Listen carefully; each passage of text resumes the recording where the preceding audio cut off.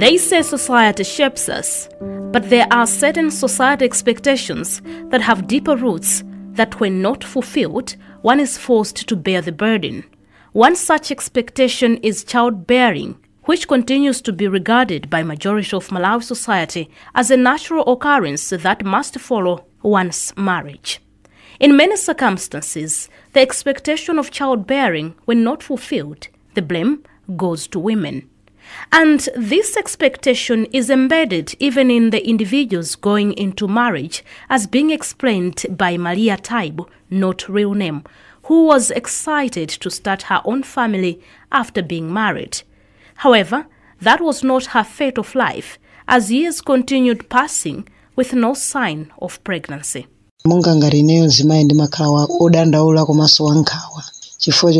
As a woman, I feel sorrow for not being able to bear children, because a child is like your personal helper and friend. I still want to have a child, but I'm made to believe that my condition is God's will. I do get my menstrual cycles just like any other woman, but that doesn't matter, because as a woman, people still believe I'm responsible for the lack of child.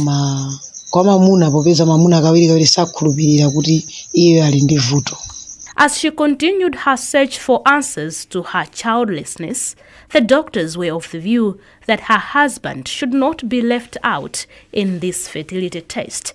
However, the husband adamantly refused to undergo any fertility test.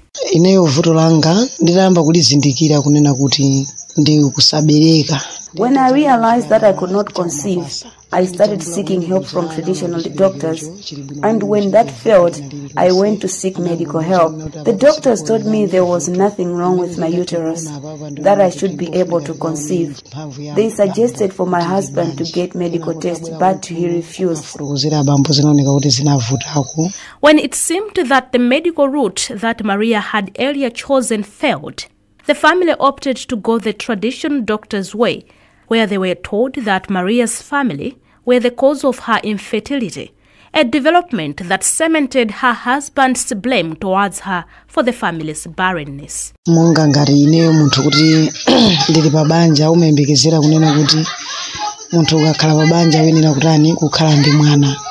When you get married, you expect to have a child, and when that fails, there are always conflicts. And when you are the one to blame, there is no peace in the house.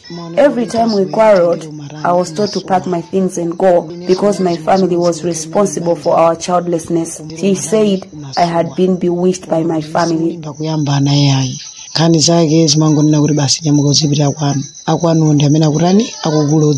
As time passed, the situation got worse by the constant insults and finger-pointing from both relations and community members that Maria had to go through. Opinions continued surfacing, with others even suggesting that her infertility was due to witchcraft. Maria, while trying so hard to hold her tears, said this left a permanent scar on her life, as it caused her significant distress and being stigmatized to this very day. People always talk behind my back.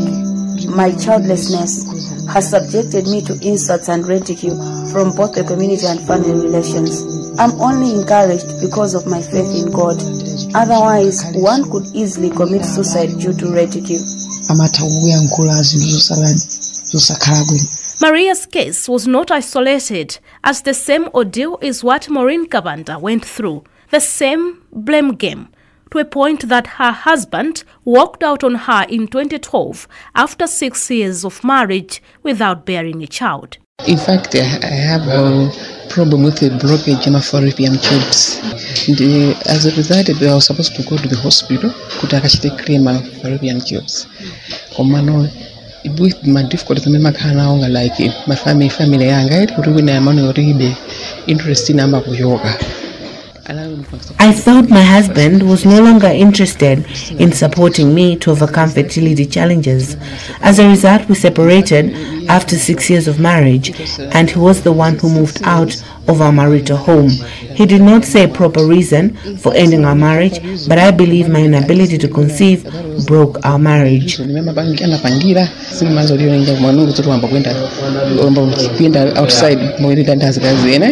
However, Maureen's case had a twist. She remarried in 2015, and after 3 years of her second marriage, she was able to conceive and give birth to her daughter in 2019.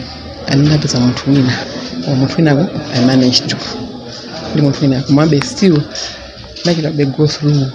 I finally met another man, and I was able to conceive within 3 years. At first, I wanted to give up and never get married again, but my strong desire to have a child made me try again. In the first place, I didn't want to, but because I don't have, I can't get married, but I don't have a child. But still, I need to fight. One thing that is coming out clearly in this whole story is that women have for a long time shouldered the burden of childbearing in a family. However, compared to the other two ladies we have already heard from, Audrey Story Kachingwe had a different story. She had her husband's support, but that didn't stop the worry and anxiety in the 16 years of waiting to have a child. Ine kunkhani ya ubereki ulendo wanga wakhalapo ovuta komanso nditha kunoti wakhalanso wabwino. My journey to motherhood has been both a pain and joy because I stayed for 16 years without a child. But after 16 years, God gave me children, not just a child. I need to commend my husband because I was the one so worried while my husband was very supportive and encouraged me to stay hopeful, saying that in due course, God will answer our prayers. Audrey's answer came in 2016 when she gave birth to her son after 16 years of being questioned by relations on when she will conceive and the undertone ridicule from her peers. In all this, she also couldn't bear the pain of seeing her age-mates giving birth to their children and watching them grow. Ineyo kunena chilungamo nthawi imene munthu ulibe mwana imakhala nthawi yowawitsa chifukwa chonena kuti To say the truth, as a woman, the period when you are not able to conceive is very painful because you see your friends getting pregnant and raising their children before your eyes. iwe kumakhala chimodzimodzi komanso apart from that pamathaso kupezeka kunoti anthu And apart from that, people do mock and speak insults towards you while you remain helpless. Even relations do question your childlessness, and it's painful. mbali imene iweyo mwina wakwatidwa kuti kodi iwo amene alowera mbanja pamene pazitisunga atithandiza. Audrey, who now has 2 children, believes that all this is God's doing. Ine ndikuona kuti kuthekera kwakukulu kunabwera chifukwa cha muno wake Mulungu. Chifukwa pa zaka zimene I believe it was God that made it possible for me to conceive. After years passed with no child, I started praying, fasting, and climbing hills for prayers. I was encouraged by Bible stories like that of Sarah, who gave birth at an old age. So I asked God, if Sarah could do it, why not me? Ngati mzimayi ukalamba anapezeka kuti wabereka bwinobwino. Kuli bwanji ine ndikadali wachitsikana. These 3 cases are just among the many of women who have been subjected to ridicule and name-calling such as Jumba, Ogwemumpapaya, and many other derogatory names. But since this is an issue bordering around medical understanding, so what do medical experts say on the matter? Are women really the cause of childlessness in marriages?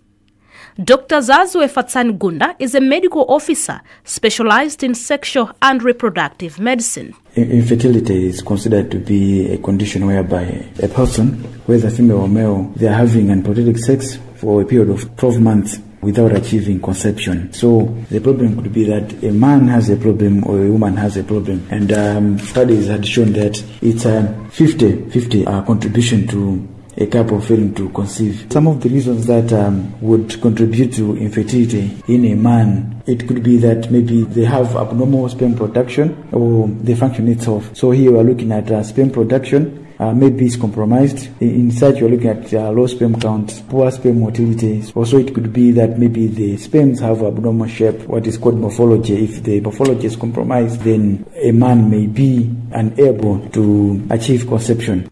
Hearing from Dr. Gunda, it is misplaced to blame females for this ordeal, as the problem affects both males and females, with national prevalence rate at 20%. Meaning 1 in 5 couples in the country face fertility challenges.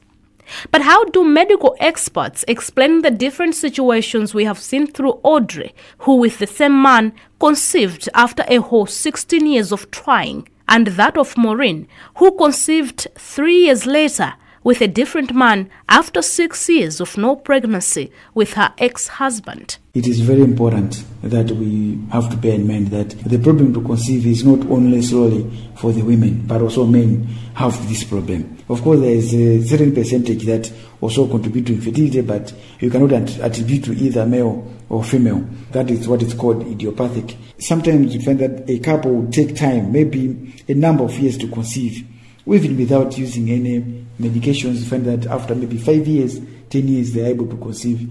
It just shows that probably the factors that were causing the couple to be infertile maybe has been resolved naturally. If the husband has a problem, the woman may probably take time to get pregnant. Maybe they may get pregnancy when they have changed a husband. However, Dr. Gunda said there's need to bring awareness to communities on fertility issues and encourage couples to seek medical help together. I would encourage that women and men should visit the hospital if they think they have an infertility problem.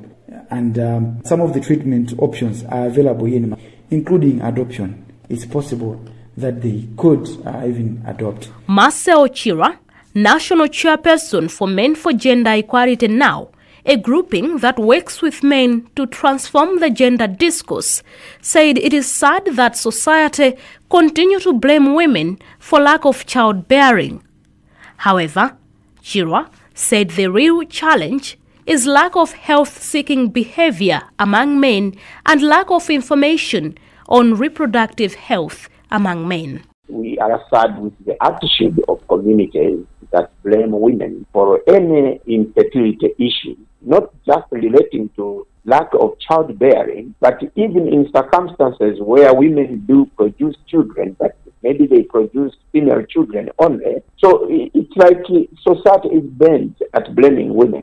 But the real challenge is a lack of health-seeking behaviors among men and lack of information on reproductive health and rights among men. So many men don't know that they need to visit clinic to ascertain whether indeed they have the capacity to have the children. Echoing Chira is Maureen Kabanda, who attributes her change in fortune to having a supportive partner in her second husband, who was able to accept her without the burden of bearing children, and this in turn eased some of her worries and stress due to her childlessness. They should not blame as I would like to advise men to stop shipping the blame for childlessness on women, because sometimes they're the ones to blame.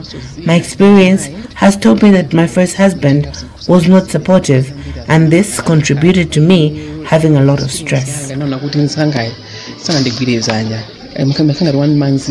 A global report on infertility prevalence estimates released in April 2023 by the World Health Organization indicates that large numbers of people are affected by infertility in their lifetime, with around 17.5% of the adult population.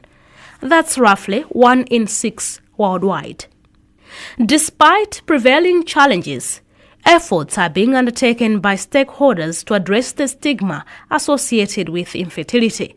One such is the Merck Foundation, through its More Than a Mother campaign, which aims at empowering infertile women through access to information, education, and change of mindsets. When all is said and done, It takes the whole society to change mindsets on infertility and provide necessary support, either medical or social support, in order to address stigmatization and psychological challenges that come with infertility. It's time for society to realize that women are more than mothers. Therefore, their ability or inability to bear children should not define them. For Mitch FM, I am Benadetta Chiwanda Mia.